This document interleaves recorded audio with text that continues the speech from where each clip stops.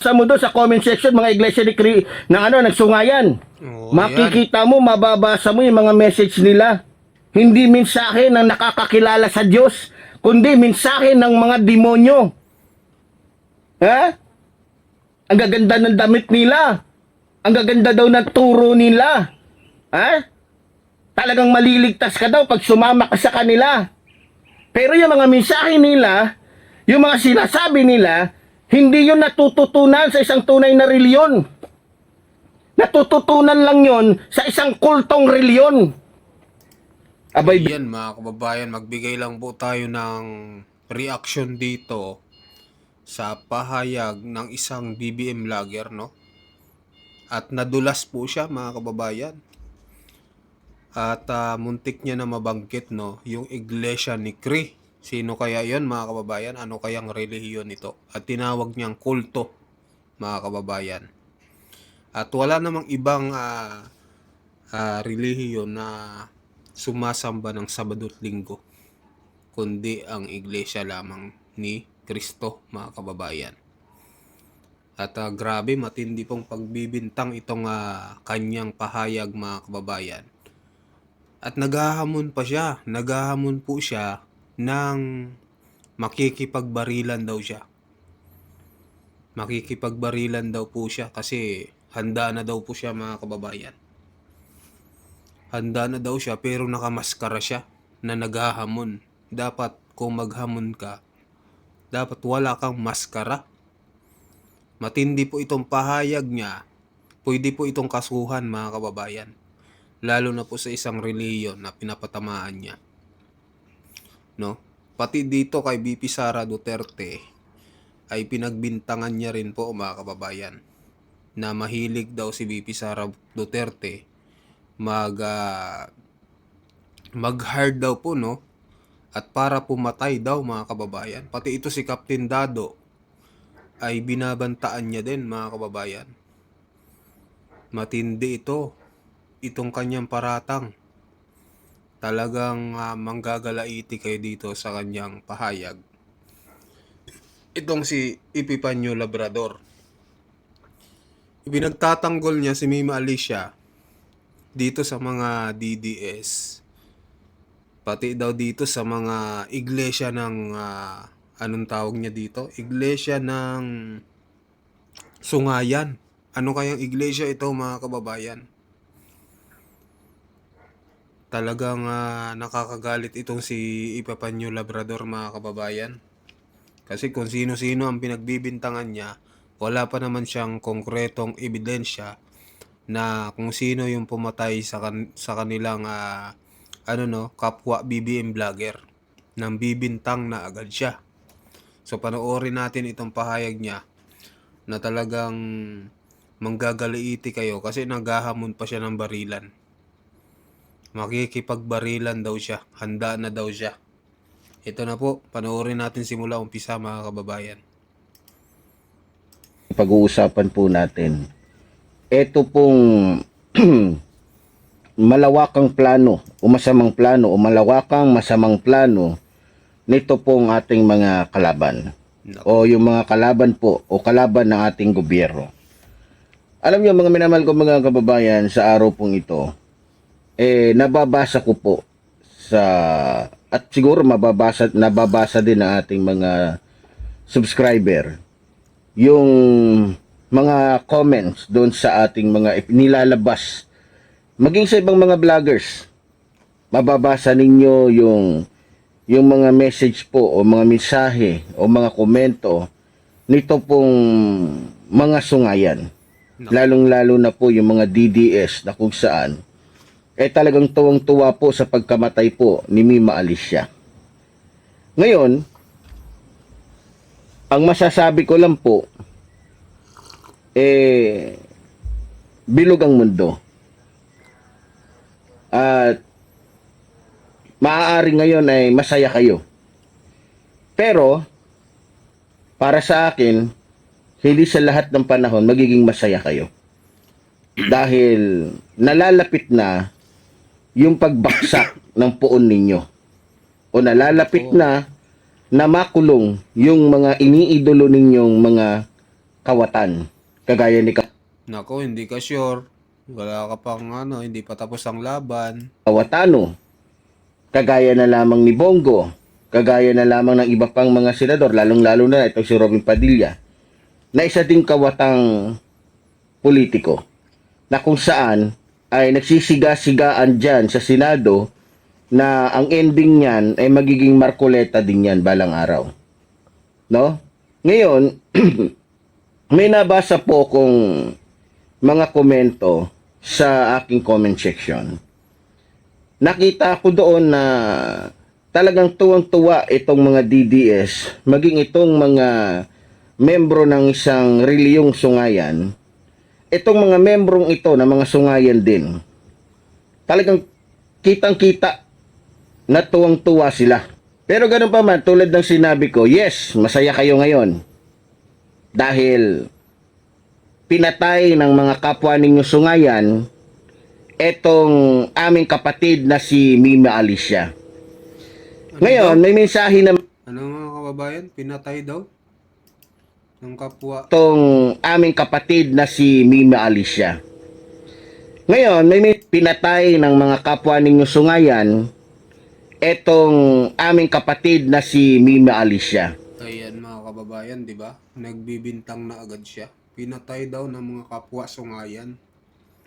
Di ba? Bintangero ito mga kababayan. Mahilig mambintang na wala pa namang ebidensya. Ngayon, may mensahe naman ako ngayon sa pumatay kay Mima Alicia. Lalong-lalo na doon sa mga DDS. Alam nyo, pinapakita nyo lang na talunan kayo. Dahil hindi nyo kami kaya, kaming mga vloggers ni PBBM, hindi nyo kami kaya pagdating sa pagbabalita ng katotohanan. Kasi ano nga namang katotohanan ng ibabalita ninyo? Mga bayaran kayo. 'Di ba? Ngayon, dahil natatalo namin kayo, hindi nyo kami kaya, ayun. Ang desisyon na lang ninyo, ang diskarte na lang ninyo, pumatay ng taong walang kalaban-laban. At saka nakita namin yung katraidoran 'di ba? Biro mo, dahil alam ng mga kalaban natin na wala namang kalaban-laban si Mima Alicia, hindi naman marunong humawak ng armas. 'Di ba? Pati yung asawa niya o yung kalibin niya hindi naman humahawak ng armas. Yun lang, doon lang sila magaling. Ngayon, doon sa mga nagbabanta sa akin, lalong-lalo na sa pamilya ko, at sa ilang mga vloggers na kasama natin o kaisa natin. Sa totoo lang, matapang lang kayo dahil tumitira kayo nang hindi handa ang kalaban ninyo. Tumitira kayo na walang hawak na armas yung kalaban ninyo. Ako kaya yung hamunin nyo. Ngayon, ito sasabihin ko na sa inyo totoo. Para matapos na to at alang-alang sa mga kasama kong vloggers. Ngayon, gusto kong magbigay ng mensahe kay Dado Clemente at doon sa iba pang mga DDS o sa mga kriminal na DDS na tao ni Vice President Sara Duterte na inuutusan niya ngayon na pumatay ng tao. Lalong-lalo na yung mga kakampi ni PBBM. Ngayon, ako ngayon mismo maghahamon sa inyo. Kung talagang lalaki kayo, Kung talagang lalaki kayo, total safety na yung anak ko, yung asawa ko, dahil meron ng tumulong sa akin. Sabi ko, masasanay itong mga to pag puro banta lang. Ngayon, ang mensahe ko kay Dado Clemente, di ba? Naalala mo yung mga vlog mo? Pati nga si Pangulong Ferdinand Marcos Jr. Pinagbantaan mo na papatayin mo, di ba? Ganun ka katapang, ganun kayo katapang. Ngayon, tatapusin ko, tutuldukan ko na yung mga pagbabanta ninyo. Tutuldukan ko na yung ginagawa ninyong kahayupan, lalong-lalo na dun sa mga inosenteng tao. Ngayon, titigil na ako sa pagbablog ko kung hindi ko kayo kakasahan. Doon sa mga nagbabalak at talagang gustong, eto nga may nabasa pa ako, ba't daw ako nagmamast? Syempre, sinong hindi magmamast? Gayon tumitira kayo ng patalikod. Sinong hindi magmamas? Ngayon tumitira kayo nang hindi man lamang o wala man lamang kaalam-alam yung titirahin ninyo. Hindi kayo lumalaban ng patas. Gawain Hindi daw lumalaban ng patas, mga kababayan. Grabe itong kanyang pahayag, no? Dapat kung matapang ka, tanggalin mo yung mask mo. Kung naghahamon ka. At kung naghahamon ka, pangalanan mo dapat yung isang relihiyon na hinahamon mo. Hindi yung ganyan. 'Di ba? So mag-comment kayo mga kababayan, ano masasabi nyo dito? lamang niya ng mga traidor at duwag. Ba't hindi kayo lumaban ng patas? Wala kayong pinagkaiba kay Baste. Matapang lang sa pagbabanta. Pero nung hinamon na ni Carbonell, wala kayong pinagkaiba kay Rodrigo Roa Duterte. Ang lakas mang hamon. Pero nung kinasahan na, wala na. Diba? Talagang matapang naman yun na kinidnap nyo nga lang, dinala nyo sa ICC. nang mana kayo sa puon ninyo. Ngayon, Dado Clemente. Total, handa na ako.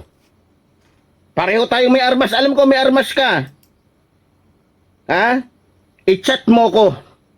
Diba? I-chat mo ko. Ayan na, boss. Boss Dado. Captain Dado, inahamon ka. Ano daw? I-chat mo daw siya. Hindi mong i-video. I-chat mo ko, sasagot ako agad sa'yo. Pag hindi ako sumagat sa'yo, titigil na ako dito sa pagbablog ko. Sinusumpa ko yan. Ngayon, pag kumasa ka sa hamon ko, one-on-one tayo. Tingnan natin kung talagang magagaling kahit matatapang kayo. Diyan lang kayo magagaling. Noon, hindi ako pumapalag dahil wala akong mapaglagyan sa asawa at anak ko. Pero ngayon, nahanda na ako at wala nang problema pagdating sa asawa at anak ko. Ngayon nyo ko takutin. Kayong mga sungayan, lalong-lalo na yung membro ng isang reliyong sungayan, Ayan natin. mag-message kayo sa akin ngayon din. Ayan na. Mag-message daw sa kanya. Kay Epipanyo. Mag-message kayo. Pag nag-message kayo, total marami kayo eh. Ako isa lang. Puntahan nyo ako dito. Sa kinaroroonan ko. Bibigyan ko lang kayo ng 24 oras. Hala ka. Pag hindi, Nag-ultimatum, nagbigay ng 24 hours, mga kababayan. Ultimatum. Grabe no siya, masunod dapat, mga kababayan. 24 oras yung binigay niya. Tutuloy natin. kayo nag-message sa akin o tumawag sa akin, ibig sabihin mga kupal kayo. Lumalaban lang kayo sa taong hindi lalaban sa inyo. Lalong-lalo na sa pamunuan ng iglesia ng mga sungayan. Ayan, mga kababayan, di ba? Tinawag niya na iglesia ng mga sungayan daw. 'Di ba? At hindi po tong kanyang paratang. Kasi kung matapang ito mga kababayan, kung matapang ka talaga, dapat pangalanan mo yung reliyon na binabanggit mo, hindi yung binabanggit mo lang si Captain ano to? Si Captain Dado, si BP Sara Duterte, si Basti Duterte. Bakit yung relihiyon na binabanggit mo, ba't hindi mo pangalanan kung matapang ka? Sa pakatapang nito, ayaw naman pangalanan yung mga relihiyon, tapos yung mga binabanggit niya lang na kayang-kaya niya. Kasi na ano ngayon, katulad ni BP Sara Duterte, tapos si Basti Duterte, na alam niya na walang gagawin sa kanya, mga kababayan. Kasi nga wala ngayong gaanong kapangyarihan yung mga Duterte. Kasi nga ay talagang binibira ngayon si BP Sara Duterte, lalo na sa pagdating sa impeachment. Yun lang yung mga tinitira niya. Pero yung iglesia ni itong INC na dapat pangalanan niya, hindi niya mapangalanan, mga kababayan.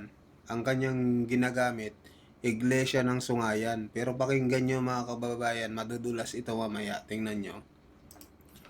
Sanay na sanay kayong manakot. Sanay na sanay kayong pumatay nang walang kalaban-laban. O, di ba? Pinagbintangan niya pa. Sanay na sanay daw manakot at pumatay daw ng walang kalaban-laban. Pinagbintangan niya na, mga kababayan. Ngayon nyo ko subukan. Tulad na sinabi ko, titigil na ako sa pagbablog ko, hindi nyo na ako makikita magbablog. kapag umatras ako sa hamon kong ito mismo. Ibibigay ko yung kompletong address ko. Pero sana lang walang traiduran. Dahil dyan pa naman kayo bihasa. Ha? Lalong-lalo na doon sa mga nagbabanta sa akin. Kung gusto nyo, sabay-sabay na kayo. Ako mag-isa lang, pero sisiguraduhin ko sa inyo, yes! Pwede nyo ako mapatumba. Pero isang lang sasabihin ko sa inyo, siguraduhin nyo lang na hindi mas marami ang uuwi sa inyo na pantay ang paa. Ha? Ngayon, ako ngayon na naghahamon sa inyo, lalong-lalo ka na, Dado Clemente, may pa-intel-intel ka pang ano ka? Ha? Puto ka? O ngayon, nasaan ka na ngayon? Isa pa lang namamatay. Si Alicia pa lang, pero nagtatago ka na. Ngayon mo, patunayan sa akin na matapang ka na ngayon, ako mismo, nakikipagduelo sa'yo. Ayan, sabi niya nagtatago na daw si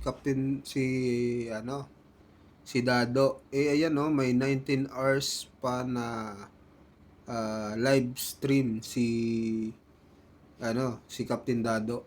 Ayan po 19 hours, panoorin natin. Nag-live siya Ayan 23 hours ago, nag-live siya. Mga nasa abroad. Ayan.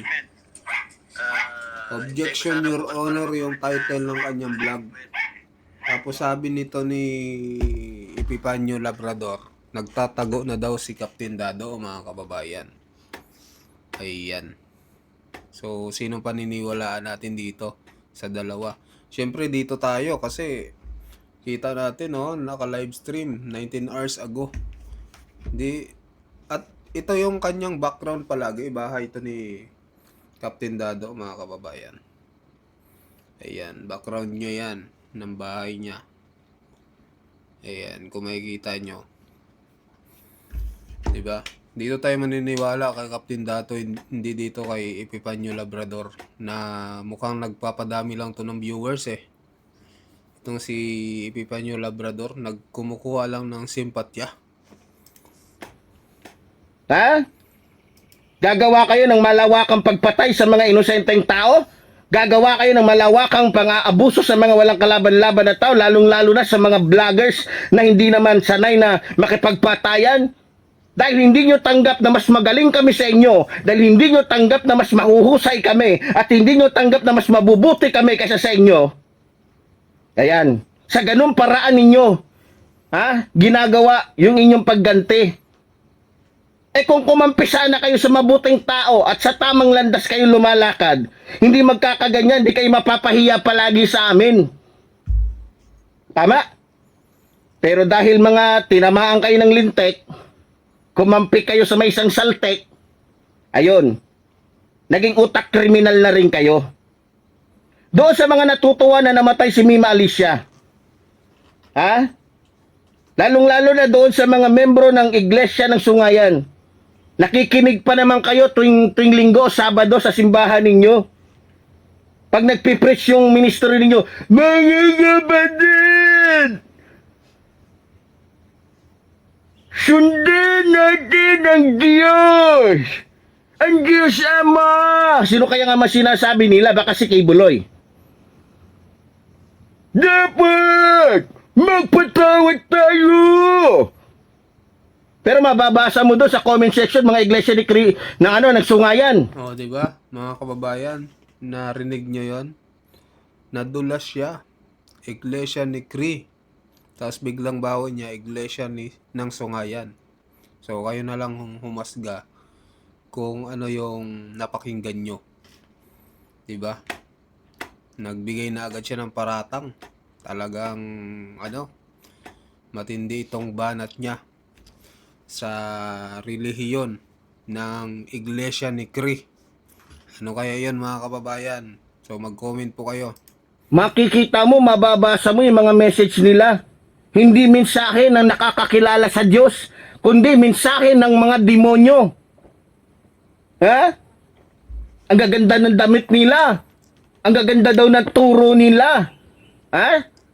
Talagang maliligtas ka daw pag sumama ka sa kanila. Pero yung mga mensahe nila, yung mga sinasabi nila, Hindi yun natututunan sa isang tunay na reliyon. Natututunan lang yun sa isang kultong reliyon. Abay, biro mo. Maraming nag... Diba tinawag niya pang kulto, mga kababayan? Matindi po itong paratang ng vlogger na ito, mga kababayan.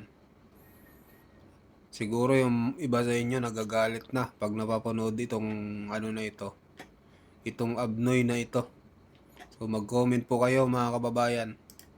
Susunod ka na. Wow, galing naman. Ang ganda naman ng turo ng inyong iglesia. Ang magbanta sa mga tao. Ganon kayo kakulto. Ha? Pag nagsalita yung mga ano nila, kala mo, lahat sila ganon eh. Pati yung style ng ano nila, ginaya na rin. Mga robot nga kasi. Di ba? Akala mo kung sino magagaling. Yung mga style pa naman nila, yun yung style pananalita ng mga nagpapako kay Jesus Christ. Ganon magsalita noon yung mga nagpapako kay Jesus Christ. Ganon na ganon. Nagkukunwaring mga Kristiyano, nagkukunwaring mga nakakakilala sa Diyos pero mga kriminal. Oh, di ba? Tinawag niyo pang kriminal, mga kababayan. Ngayon kayo mga DDS, tulad ng sinabi ko, ha? Naku po, mga kababayan, matindi po. Patong-patong ang kaso nito. Kung mapapanood po ito, mga kababayan, ng kinauukulan, no, lalo na ng mga kapatid sa Iglesia ni Cristo. Kasi matindi po yung paratang niya, mga kababayan. Tinawag niya pang kriminal. Alaka. Naku po, kayo na po ang bahalang humusga, mga kababayan, dito sa kanyang pinagsasabi. At ipanalangin nyo na lang itong taong to kung ano yung hatol sa kanya ng may kapal ng sa taas, mga kababayan. Dado Clemente at sa lahat ng mga kasama mo na nagtatapang-tapangan, ngayon nyo ko hamunin. Handa na ako. Tulad ng sinabi ko, titigil ako sa pagbablog ko pag hindi ko tinupad yung aking hamon sa inyo. Ha? Sawang-sawa na kami sa kakahamon ninyo. Huwag nyong gagalawin yung mga kasama kong mga vlogger. Lalong-lalo na yung mga hindi sanay makipagbarilan, makipag-away ng mano-mano. Ako ang hamunin ninyo. Dito tayo sa kagubatan na kung saan walang madadamay na mga tao. Walang madadamay na mga inosente. Magsama-sama kayo. Pag mag-ipon-ipon kayo, puntahan nyo ako dito. Pero isa lang sasabihin ko sa inyo, tulad ng sinabi ko. Ha? Yes, nag-iisa ako. Pero sisiguraduhin ko sa inyo, mamamatay ako na may karangalan at pinaglalaban yung mga naaapi. Pero kayo, mamamatay kayo na pinaglalaban yung katangahan ninyo, kabubuhan ninyo, yung pagiging demonyo ninyo. Ha? Ngayon, takikalat ito mga kababayan, sa mga DDS, lalong-lalo na kay Dado Clemente. Lumabang ka ng patas, ako ang labanan mo. Ipupusta ko ang buhay ko. Ipupusta ko pati ang channel ko. Titigil na ako sa pagbablog pag hindi ko tinupad yung pangako ko sa'yo. Ha? Mag-message ka sa akin. Mag-usap tayo. I-record ko yung usap natin. I-record mo rin yung pag-uusap natin. Magtakda tayo ng oras at panahon. Ha? Kung talagang matapang ka, Dado Clemente, o Vice President Sara Duterte, pagkakataon mo na to para mapatay nyo ako. Ha? Pagkakataon nyo na to, lalong-lalo na doon sa mga sungayan na gustong-gustong makita yung mukha ko. Mga kriminal kayo. Ang kaya nyo lang yung mga hindi lumalaban sa inyo. Ang kaya nyo lang yung hindi umahawak ng armas at walang kakayahan makipaglaban ng mano-mano. Ha? Tapos pag tumira pa kayo, yung walang kamalay-malay yung tao, ni hindi man lamang yung sinabi, suntukan tayo, ano tayo, basta nyo na lang titirahin. Yan ang estilo ng mga nagtatapang-tapangan pero duwag. Ha? Isa lang ang mensahe ko sa pamilya ni Mima Alicia. Makikipaglaban ako para sa katarungan, para mabigyan ng katarungan si Mima Alicia. Ngayon, kung talagang matapang ang mga DDS, lalong-lalo na yung kultong sungayan, ngayon nyo ko subukan. Ha? Kahit anong armas, dalinin nyo. Mas maganda ngayon, pinakamalalakas ninyong armas eh. Para makita natin Ha? Pag pinagbibigyan kayo, pinagpapasensyahan kayo, akala nyo na talaga kayo na yung pinakamatapang. Pero alam ko, hindi kakasatong mga to sa akin eh. Kasi ganun talaga sila. Yan na yung estilo nila. Pag kinasahan mo, ayaw. Pag hindi mo pinapansin, nagtatapang-tapangan. Parang style Marcoleta. Di ba? O baka Robin Padilla, gusto mong sumama. Para Pati si Senador Marcoleta, no, dinamay mga kababayan, no. Tapang-tapangan daw si Senador Marcoleta, mga kababayan. Yun nga lang ang lumalaban sa corruption dito sa Pilipinas. Tapos ang ginawa, ipinakulong. Ginawa ng mga imbento-ibentong kaso. Tapos ngayon sasabihin nito mga kababayan, tapang-tapangan daw si Senador Marcoleta.